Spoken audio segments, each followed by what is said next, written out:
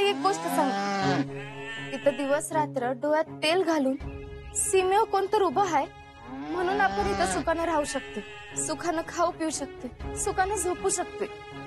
आणि आपण काय करतो? आपण एकमेकांशी बांधावनं भांडतोय.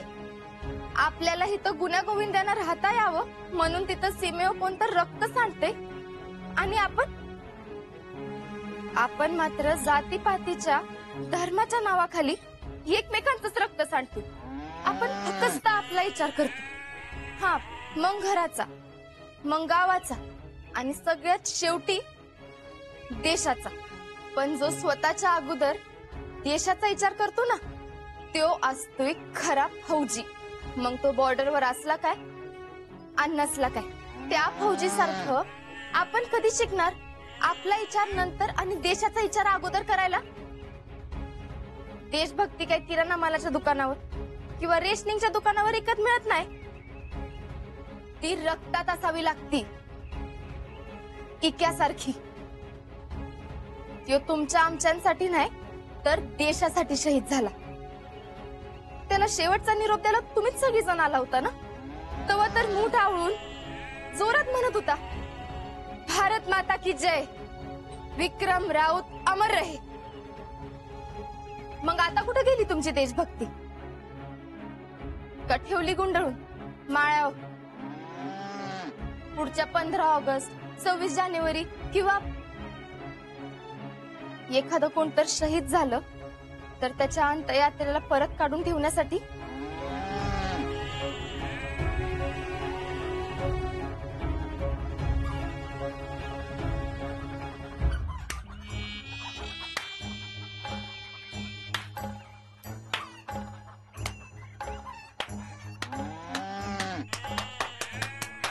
वा, काय भाषण आणले वा. पण त्यासाठी लोकांचं नुकसान कशाला केलं? हा, असं इमोशनल करून लोकांची पोरं आर्मीत धाडण्यापेक्षा स्वतःच्या भावाला पाठवा की. आमच्या घरातली पोरं डालून ठेवणाऱ्यातली औलाद नाही आमची. तर ते उद्या येऊन मला म्हणला ना की मला आर्मीत भरती व्हायचंय, तर सगळ्यात आधी मी त्याच्या पाठीशी उभी राहीन. आणि ही पोरं स्वतःहून अजिंक्यांकडे आलती. त्याला काय सगळ्यांनाच भारी वाटते, पण म्हणून काय प्रत्येकानं आर्मीतच जायला पाहिजे?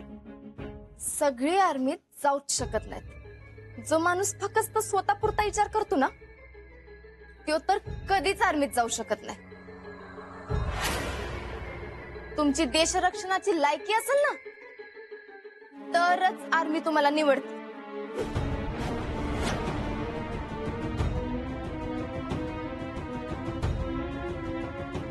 तिथं फक्त वाघच लागतात, भुंकणारी किंवा तंगडवर करणारी कुत्री नाहीत.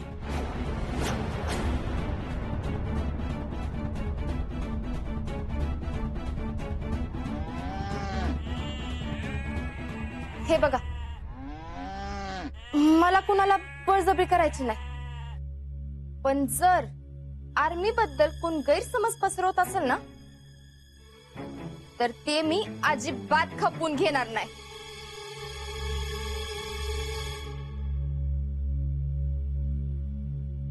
तुमच्या पोरांना मनापासून आर्मीत जायचं असेल ना, तर त्यांना अडवू नका, एवढंच सांगेन मी तुम्हाला. आबा, शीतलवाहिनी म्हणते ते बरोबर आहे. आम्हाला सगळ्यांना आर्मीत जायचंय, फौजी व्हायचंय. वय रे पोरा, पण काकी तुम्हाला काय वाटतंय ते कळतंय की आम्हाला, पण देशासाठी काळजावर दगड ठेवायलाच पाहिजे. शीतल सारखा आता तिचा नवरा बी आहेच की बॉर्डरवर. अहो, फौजी आहे म्हणून आपण आहे काकी. हा, आणि समजा नाहीच झालं आर्मीत सिलेक्शन, तर मग इथे राहून करतील की नोकरी नाही तर शेती. इथं प्रामाणिकपणे काम करून देशाची सेवा करतील. आई, आबा, माझा निर्णय झालाय. आता कुणी काय जरी म्हटलं तरी माझा निर्णय बदलणार नाही. मी आर्मीतच जाणार. ऑसम, ऑसमच. हे आशा तू एकटाच नाही आम्ही बी आहे तुझ्यासोबत काय रे पोरांनो वय वय आम्हाला बी आर्मीत यायचंय पुरे डोळ्यात अंजन गाठलंच बघ. काका मी फक्त माझं काम केलं आणि पोरांनो उद्यापासून न चुकता प्रॅक्टिसला जायचं काय होय गर्दीतलं होण्यापेक्षा वर्दीतलं वा काय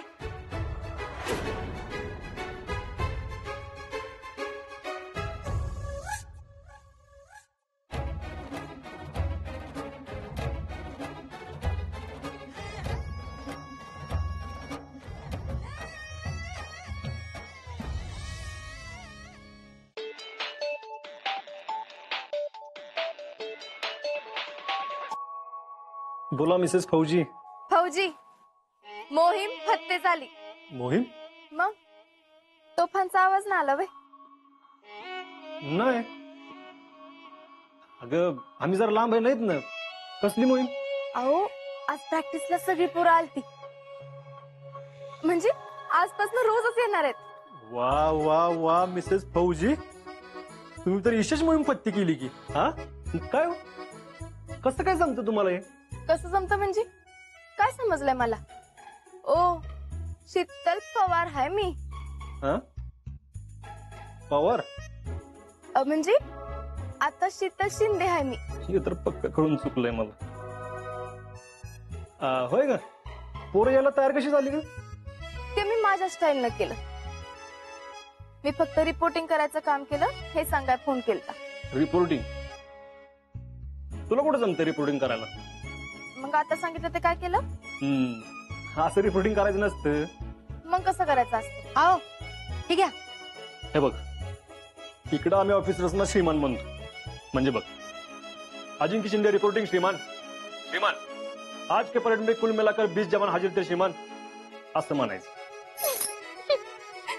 श्रीमान पण तुम्हाला कशाला श्रीमान म्हणलं पाहिजे. तुम्ही तर आधीच आहे की. अगं म्हणजे रिपोर्टिंग करताना म्हणायचं असतं. हे बघ आता तिकडं प्रॅक्टिसला किती मुलं आलती तुम्ही मला असंच सांगायला पाहिजे. शीतल शिंदे रिपोर्टिंग श्रीमान. हे अगं एवढे आळू आहे मोठ्याने बोल. ढीट फौजी आहेस ना तू. शीतल शिंदे रिपोर्टिंग श्रीमान. आज के प्रैक्टिस के लिए कुल मिलाकर 11 पोरा हाजिर थी श्रीमान. अंगाच आता कसं हा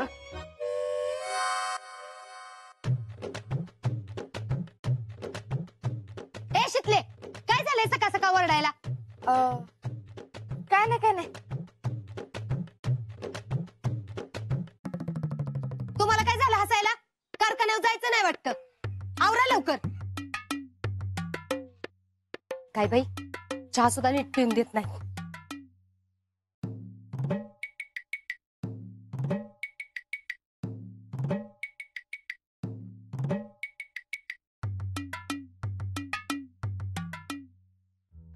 काय काय झालं? अहो तुम्ही म्हणला ना जोरात बोल तर जोरात बोलले आणि मामी दचकलं ना सगळ्यात चहाच बाहेर फवारला. मामी तर दचकल्याच त्या सगळ्या म्हशी बी माझ्याकडे बघायला लागल्यात.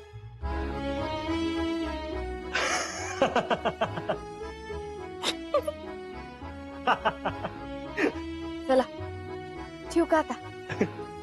का झालं पण रिपोर्टिंग. मग अजून काय राहिले. अजून बघ आठवून काहीतरी राहिलं असेलच की. काहीतर नवरा म्हणून बोल काय तर. पण आता मी फक्त रिपोर्टिंग करायला फोन केलाय ना. असं सगळं आताच सांगितलं तर भेटल्यावर काय बोलायचं. भेटल्यावर बोलायला कशाला पाहिजे. असू द्या उगाच स्वप्न बघू नका आणि मला बी दाखवू नका. ठेवते मी.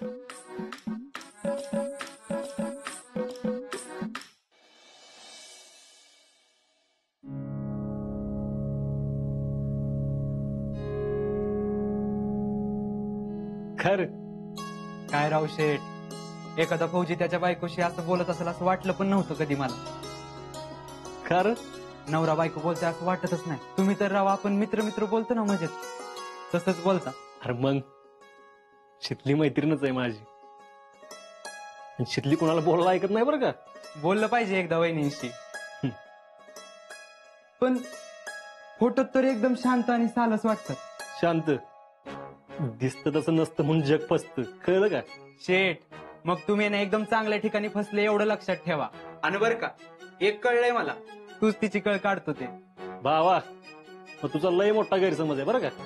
एकदा तिला भेट म्हणजे कळेल तुला सगळं. बघू की आता कधी भेटवतोय ते.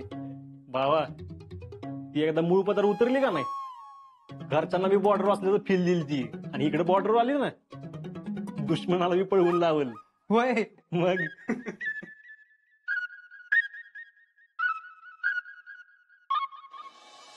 Okay, silence silence silence. चहा पाणी झालं सगळ्यांचं? होय झालं की. बर, लिसन केअरफुली. आज आपण इथं लय मोठी ऐतिहासिक कामगिरी करायला जमलेलो आहोत. ऐतिहासिक? होय, ऐतिहासिक. आपल्या गावचे सुपुत्र विक्रम राऊत यांनी देशासाठी खूप मोठं बलिदान दिलेले, आपल्या गावचं नाव पावन केलेले. भैया, रोशन. हा, रोशन केलेले. खरं तर त्यांच्या मरणानंतर आपली जबाबदारी आहे की त्यांचं नाव आपण रोशन करावं, म्हणजे गावात येणाऱ्या प्रत्येकाला त्याचं नाव पहिल्यांदा दिसावं. म्हणून आम्ही काय ठरवलंय, मीटिंग मध्ये बोललोच होतो, हा, त्याच्या नावाने कमान उभा करायची. तर त्याचं काम हाती घेऊया असं मला वाटतं. कमान कुठं? ए ढापण्या, अरे गावाबाहेर मेन रोडला उभी करायची कमान. अहो पण भैया, कमान उभी करायला खर्च काय कमी येणार आहे वे? हा, नाही म्हणलं तर 2-2.5 लाख रुपये तरी येईल.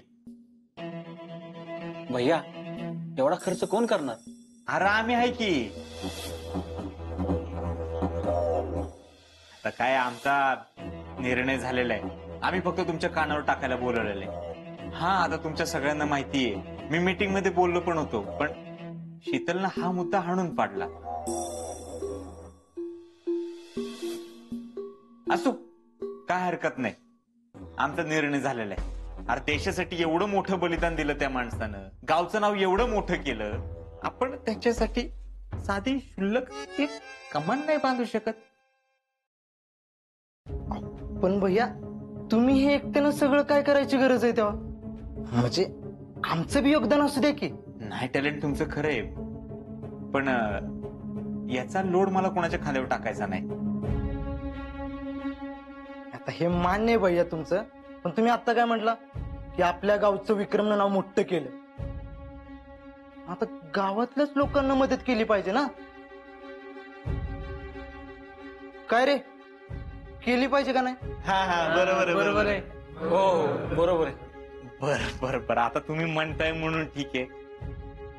पण टॅलेंट, साधारणतः गावामध्ये किती घर असतील? 200.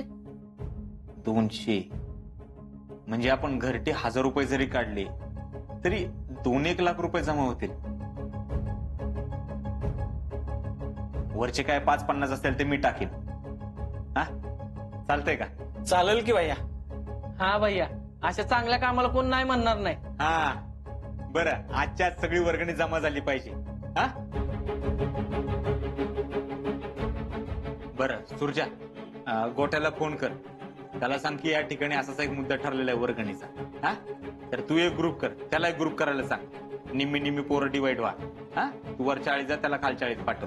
होय होय, मी गोट्याला सांगतो, तू एका बाजून सुरू कर आणि मी एका बाजून सुरू करतो.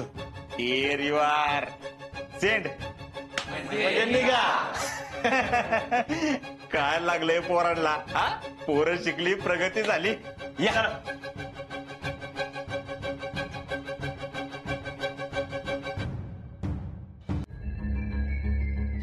भैया, हम्म, तुम्ही सांगितलं तसं मी बोललोय खरं, पण तुम्ही कशाला या मॅटर मध्ये पडताय?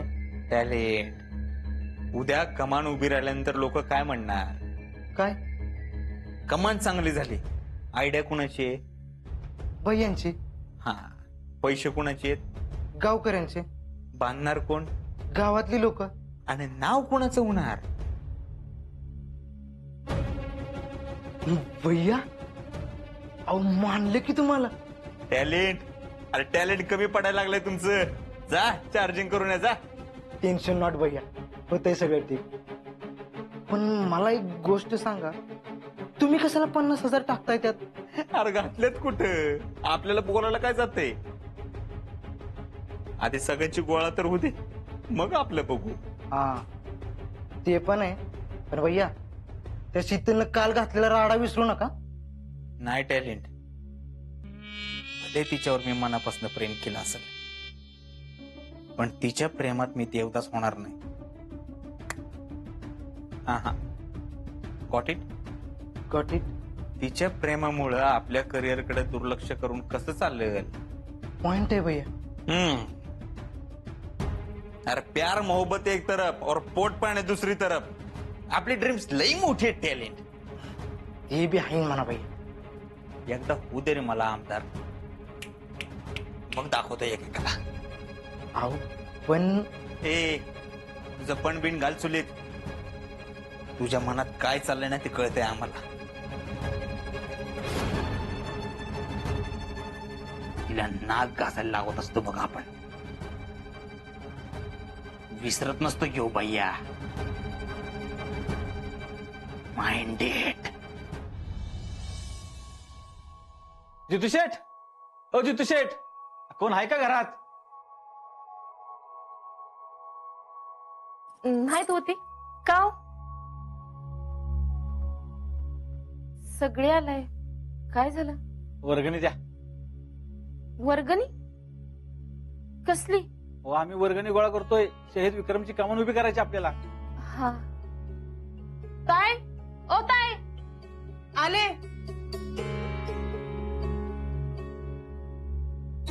काय ग? पोरासने पैसे द्यायचे. कसले? आम्ही वर्गणी गोळा करतोय, फाट्यावर कमान उभी करायची. कसले कमान? अहो आता पैसे देणारे का नुसतं प्रश्नच विचारणार होय? हो विक्रमच्या नावानं कमान उभी करायची आहे ना, त्यासाठी. ती होय. बर, किती द्यायची वर्गणी? फक्त 1000 रुपये. 1000 रुपये? बापू नमस्कार. कोण भैया या बसा की. नाही अहो आता काय बसत नाही, जरा गडबडीत आहे. का? काय जरा वर्गणी गोळा करायची. कसली वर्गणी? काय जी कामं खरं तर तुम्ही केली पाहिजेत ती आम्ही करतोय. कसलं काम? अरे राहुल, आता परवा ग्रामसभेत भैया काय बोलले माहितीये ना, की गावच्या फाट्यावर शहीद विक्रम राऊत या नावाने कमान उभारायची. त्यानं काय होईल तर गावात येताना पहिल्यांदा काय दिसेल तर आपल्या विक्रमचं नाव. अरे वा वा वा, काम सुरू केलं होय तुम्ही? हा हा तुम्ही म्हणाला होता ग्रामसभेच्या मीटिंग मध्ये, तेच ना? कसंय बाप्पू, भैयांची आयडिया चांगलीच आहे, पण आता तुम्ही लोकांनी त्यांना सपोर्ट केला नाही, पण आता भैया स्वतः ऍक्शन घेणार आहेत. टॅलेंट काय लोकांनी आपल्याला सपोर्ट करू अगर न करू, कारण आमच्या भावाची विक्रमरावची कामं आम्ही उभी करणार आहे. हा मग कोणी वर्गणी देऊ अगर ना देऊ, आमच्या भावाची विक्रमरावची कमान उभी राहिलीच पाहिजे. काय राहुल शेठ? हा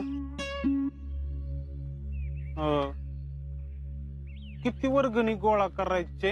राहुल, घरटी 1000 रुपये. अहो सगळेच देणार आहेत. 1000 रुपये नसतील घरात, आणि हे आणि नाना दोघं पण बाहेर गेले. काय काकी, वर्गणी द्यायला पैसे नाहीत होय? आणि आम्ही काय आमच्या कामासाठी थोडीच मागतोय. अरे असतं तर दिलं असतं की, कधी नाही म्हंटलय का? पण 1000 रुपये जरा जास्तच होते म्हणून म्हंटल. तेवढे नाही आहेत आमच्याकडं, पण जेवढे आहेत तेवढे देऊ का? अहो सगळ्यांचे ठरलं 1000 रुपये काढायचे. अहो पण एवढे राहू द्या, आपण विक्रमसाठी एवढं करतोय, आम्हाला वाटलं सगळ्यात पहिले तुम्हीच पुढे याल. आणि काकी, अहो विक्रम शीतलला बहीण मानायचा, विसरला का काय तुम्ही? हा चला रे, हे काय वर्गणी द्यायची नाही. गावच्या मीटिंग मध्ये पण शीतलनं विरोध केला होता या कमानीसाठी. हे काय पैसे द्यायचे नाही. चला. अहो नाही, हे आले की पैसे लावून देते. अहो ऐका तर. असू दे आता. काय ग, कोण आलं होतं? काय झालं? पोर आलेली वर्गणी मागायला. वर्गणी? अहो त्या विक्रमच्या नावाची कमान उभारायची ना फाट्यावर, ती वर्गणी. अगं मग देऊन टाकायचं की. अहो प्रत्येकी 1000 रुपये काढायचे ठरले. आणि आता हातात नाही तर कुठनं द्यायची? असू दे, हे आले की यांच्याशी बोलून घेऊयात. अहो भय, पण ती पोरं नाराज होऊन गेलीत ना. आणि आता सगळ्या गावभर चर्चा करत बसले. नाहीतर काय.